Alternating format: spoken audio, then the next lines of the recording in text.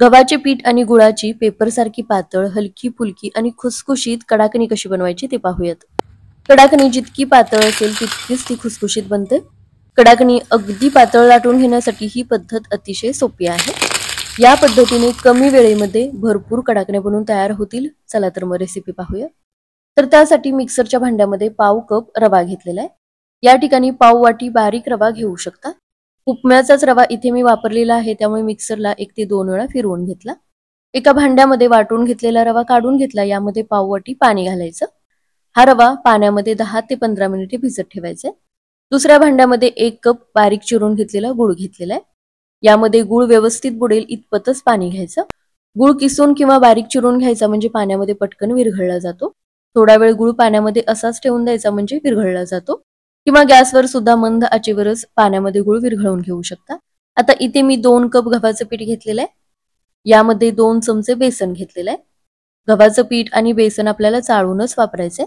थोडंसं बेसन वापरल्यामुळे कडाकणीला मस्त खमंग अशी चव येते.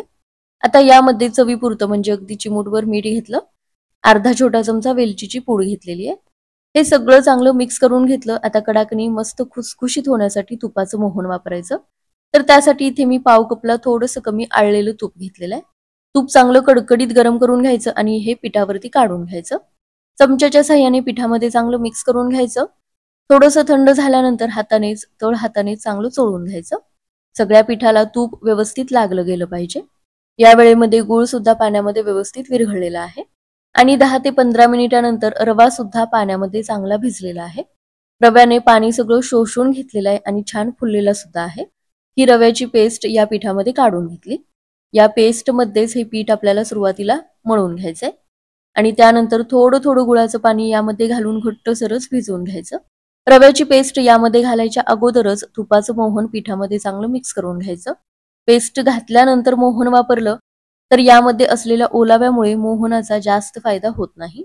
त्यामुळे पिठामध्ये तूप चांगलं चोळून घेतल्यानंतरच रव्याची पेस्ट घालून मळून घ्यायचं.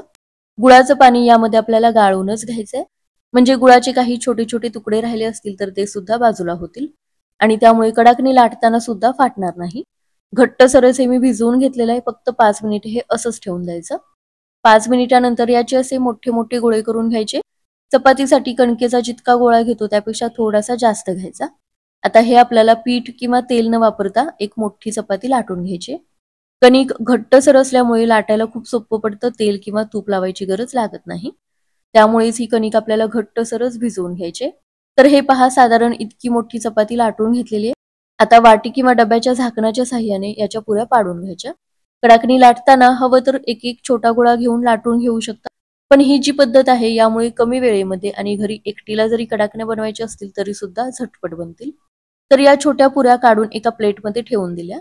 याच पद्धतीने कणकेचे गोळे करून घ्यायचे, मोठी चपाती लाटून घ्यायची आणि साधारण या आकाराच्या पुऱ्या पाडून घ्यायच्या. तर याच पद्धतीने सगळ्या पुऱ्या पाडून घेतलेल्या आहेत. आता लगेचच याच्या कडाकण्या लाटायला घ्यायच्या. कडाकणी लाटायला घ्यायच्या अगोदरच तेल चांगलं गरम असावं. यामध्ये गूळ असल्यामुळे पोळपाटाला किंवा लाटण्याला ही कणिक चिकटू शकते. तर त्यासाठी प्लेटमध्ये ज्या आपण पुऱ्या ठेवल्या त्याच्या वरच्या बाजूने लाटणं आपल्याला फिरवून घ्यायचंय. कारण वरची बाजू थोडीशी सुकलेली असते, त्यामुळे लाटताना लाटण्याला अजिबात चिकटत नाही आणि त्यामुळेच अगदी पातळ अशी आपल्याला कडाकणी लाटून घेता येते. आणि दुसरी महत्वाची गोष्ट म्हणजे लाटताना एकाच बाजूने लाटून घ्यायचं. पलटून कडाकणी लाटायची नाही, नाहीतर जी दुसरी बाजू आहे ती परत लाटण्याला चिकटू शकते. आता हलकासा लाटण्याला जोर देऊन आपल्याला पाहिजे तशी पातळ लाटून घ्यायची. तर हे पहा, अशी ही अगदी पातळ पारदर्शक कडाकणी लाटून घेतलेली आहे. एवढी पातळ लाटून घेतलेली जर कडाकणी असेल तर तळल्यानंतर अजिबात ही मऊ पडत नाही, खुसखुशीत राहते. तेल चांगलं कडकडीत गरम करून घेतलेलं आहे आणि गॅसची फ्लेम एकदम मंद ठेवलेली आहे. मंद आचेवरच फक्त 2 ते जास्तीत जास्त 3 वेळा कडाकणी पलटून घ्यायची. कारण यामध्ये गूळ असल्यामुळे लगेचच गडद रंग येऊ शकतो. कडाकणी पातळ असते त्यामुळे तळायला जास्त वेळ लागत नाही.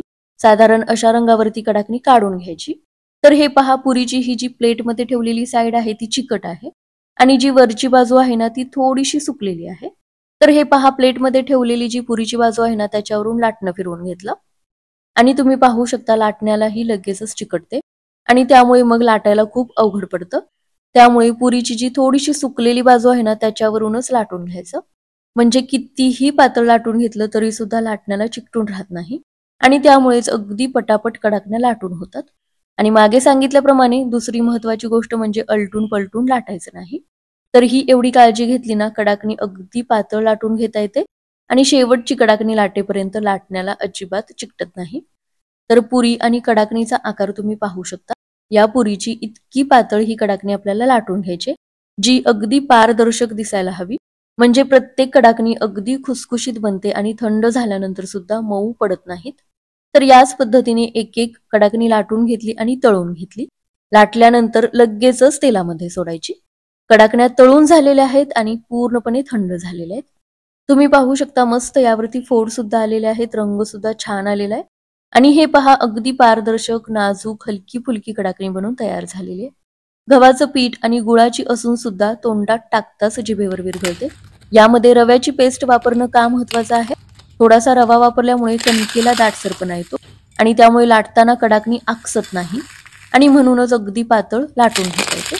तर या पद्धतीने गव्हाचं पीठ आणि गुळाची कडाकणी नक्की करून पहा.